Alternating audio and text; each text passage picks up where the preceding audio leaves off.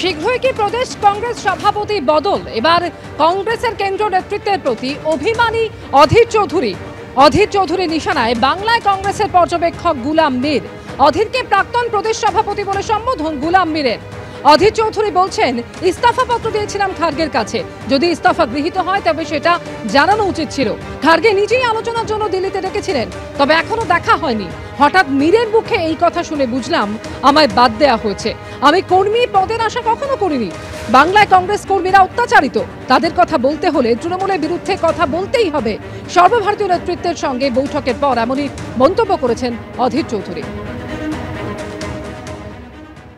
কালকে যখন আলোচনা শুরু হওয়ার আগেই নিজেদের মধ্যে এমনি একটা আলোচনার গল্প হচ্ছে, তখন বেনু আসেওনি, বেনু ডাকেওনি।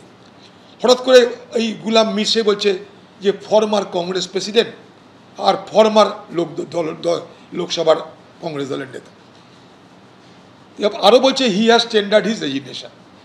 কিন্তু আমি তো রেজিগনেশন দিয়েছি খার্গে সাহেবকে। অ্যাকসেপ্ট করবে কি না করবে সেটা খার্গে সাহেবের প্রশ্ন নাম্বার ওয়ান। অ্যাকসেপ্ট করার পর আমাকে একটা ইন্টিমেশন করে জানানো দরকার, এটা কার্সির মধ্যে পড়ে, ভদ্রতার মধ্যে পড়ে, সেটা দুই। তিন, খার্গে সাহেব আমাকে বলেছিল যে তোমার সঙ্গে আলোচনায় বসবো, দিল্লি এসে আলোচনায় বসবো। আমি সেই জন্য অপেক্ষা করেছি। আমি তার মাঝখানে খার্গে সাহেবের সঙ্গে দেখা হয়নি, কারণ পার্লামেন্ট চলছে। একদিন সোনিয়া গান্ধীর সঙ্গে দেখা পেয়েছিলাম, রাহুল গান্ধীর সঙ্গে অ্যাপয়েন্টমেন্ট চেয়েছি, এখনও দেখা হয়নি, কারণ সবাই পার্লামেন্টে ব্যস্ত। এইরকম জায়গায় আমি দাঁড়িয়ে আছি। দাঁড়িয়ে কালকে আমি গেছি।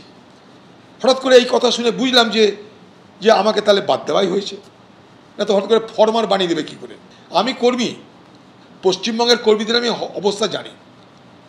পশ্চিমবঙ্গের কর্মীদের উপর অত্যাচার হচ্ছে, সন্ত্রাস হচ্ছে, তাদের বিভিন্নভাবে হিংসার শিকার হতে হচ্ছে।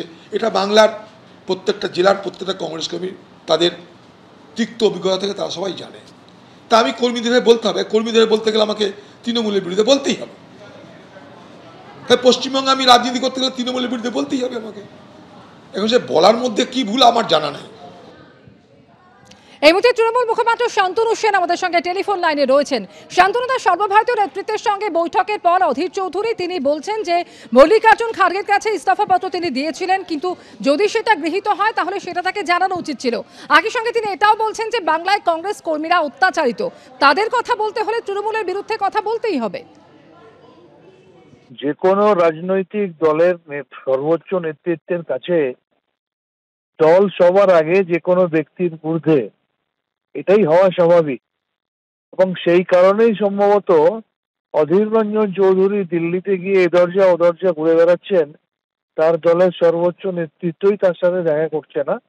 এবং আজকে তো পরিষ্কার জানতেই পারলাম যে তারা এক প্রকার মেনেই নিয়েছেন যে অধীর চৌধুরী হচ্ছেন পশ্চিম বাংলার প্রদেশ কংগ্রেস সভাপতি, প্রাক্তন সভাপতির একটা নাম। তার কারণ তারা এটা উপলব্ধি করেছেন যে অধীর বাবুর নেতৃত্বে শতাব্দী প্রাচীন কংগ্রেস, যে কংগ্রেসটা একসময় আমরাও করতাম, সেই কংগ্রেসটা শূন্য হয়ে গেছে। এবং সর্বশেষ লোকসভা নির্বাচনে যেভাবে প্রকাশ্যে সিপিএম এর সাথে হাত মিলিয়ে বিজেপিকে তিনি অক্সিজেন দেওয়ার জন্য বাংলার বিজেপি বিরোধী একমাত্র শক্তি তৃণমূল কংগ্রেসের বিরোধিতা করে গেছেন, যেভাবে মমতা ব্যানার্জি, যিনি ইন্ডিয়া অ্যালায়েন্সের অন্যতম কর্ণধার, অন্যতম সৃষ্টিকর্তা, তার বিরুদ্ধে বিষোদ্গার করে গেছেন। এবং নির্বাচন প্রক্রিয়া চলাকালীনও সর্বভারতীয় নেতৃত্ব পবন খেরা বলুন বা মল্লিকার্জুন খার্গে তাকে বারবার ওয়ার্ন করা সত্ত্বেও তিনি শোধরাননি। তিনি বিজেপির তল্পিবাহকতা করা চালিয়ে গেছেন।